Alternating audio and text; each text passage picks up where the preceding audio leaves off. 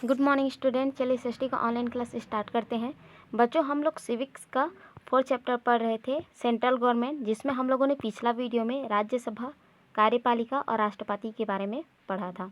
ठीक है, तो आज हम लोग पढ़ेंगे पावर्स ऑफ द प्रेसिडेंट। ठीक है, यानी कि राष्ट्रपति की शक्तियों के बारे में।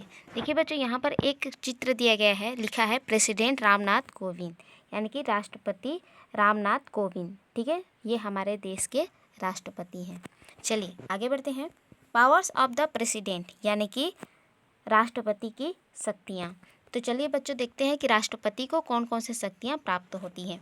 Following are the powers of president. ठीक है, यानी कि राष्ट्रपति की शक्तियाँ नीचे दी गई हैं।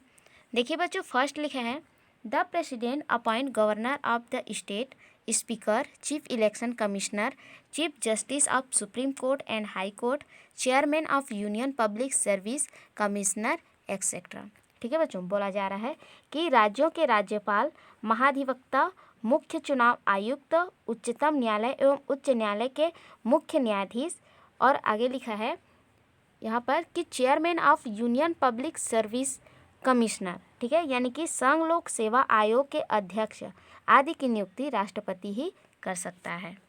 ठीक है, आगे देखते हैं। नेक्स्ट है यहाँ पर the president is the chief in command of all the defence force of India, यानी कि राष्ट्रपति जो इंडिया है ना, यानी कि राष्ट्रपति भारत की सेनाओं का सर्वोच्च सेनापति होता है। थर्ड देखते हैं the president can declare war with other country, he can also take part and make argument with other nation. ठीक है, थर्ड में बोला जा रहा है कि राष्ट्रपति दूसरे देशों से युद्ध करने की घोषणा कर सकता है और संधियों और समझौते भी कर सकता है। नेक्स्ट देखते हैं four the president has the power to give forgiveness. ठीक है, यानी कि राष्ट्रपति के पास क्षमा दान करने की भी शक्ति होती है।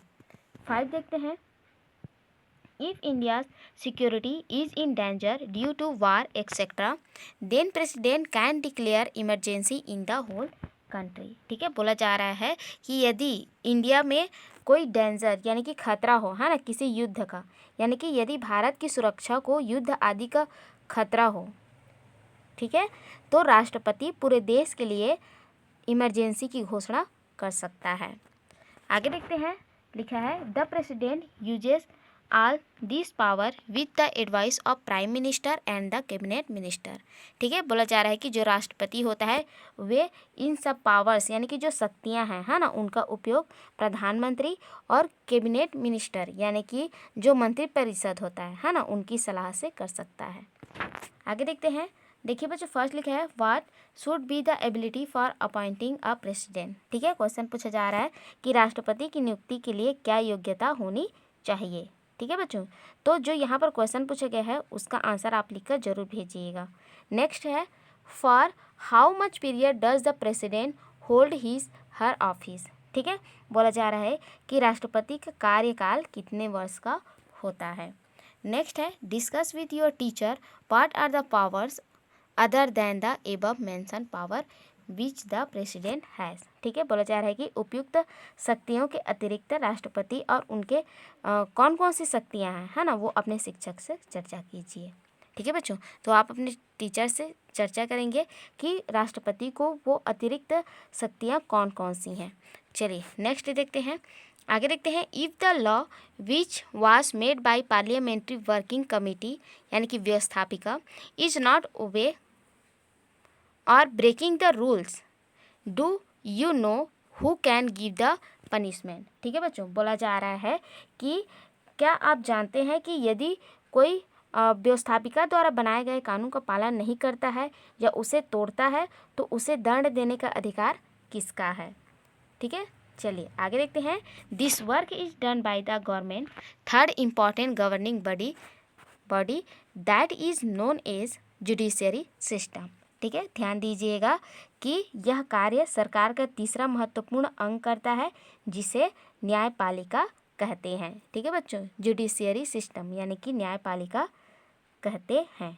ठीक है, तो यहाँ पर आपको समझ में आ गया होगा कि व्यवस्थापिका द्वारा बनाए गए कानून का पालन कोई नहीं करता है ना, उसका उल्लंघन करता है तो उसे दंड देने का अधिकार न्यायालय का होता है।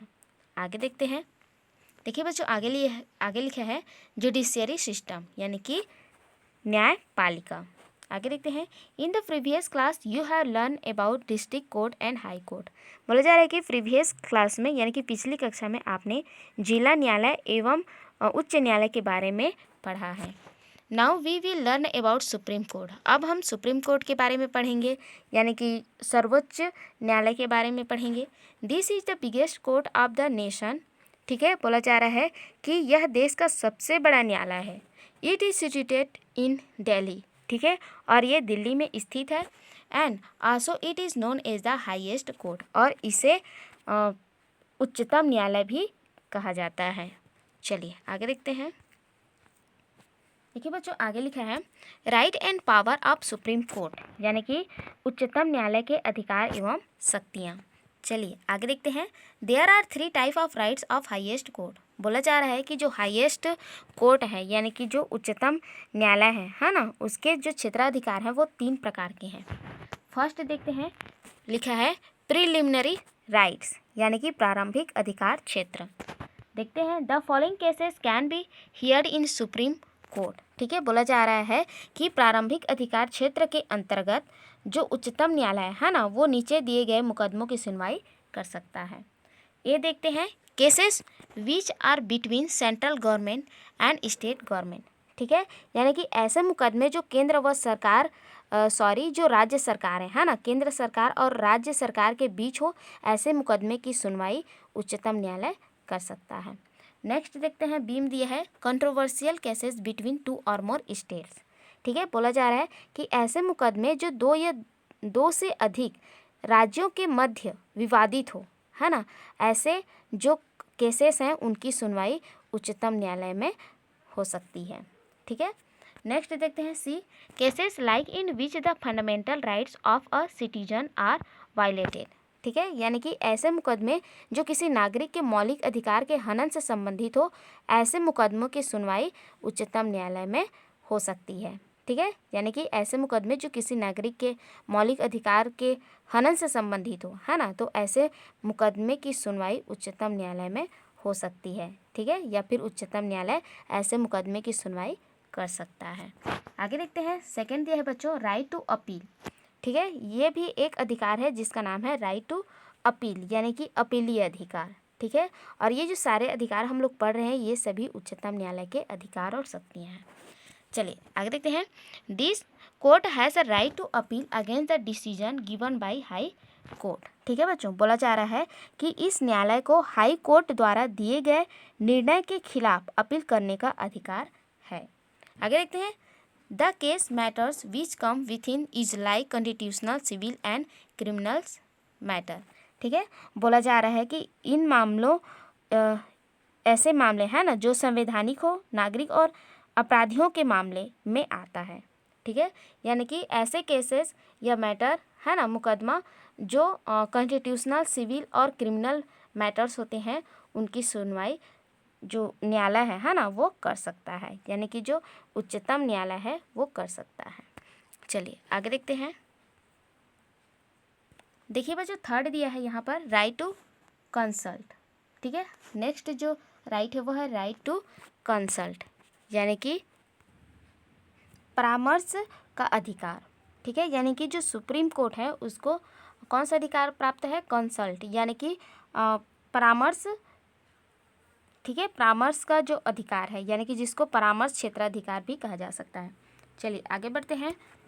According to it president can consult supreme court for some matters related to public importance और law but it can not compel the president to follow its consultation. ठीक है, बोला जा रहा है कि इसके अंतर्गत राष्ट्रपति किसी सार्वजनिक महत्व या जो विधि है ना, जो विधि है यानी कि जो लॉ है ना, और आगे बोला गया है कि समस्त तथ्यों के बारे में सर्वोच्च न्यायालय में परामर्श ले सकते हैं, लेकिन इन परामर्श को मानने के लिए राष्ट्रपति बाध्य नहीं होता।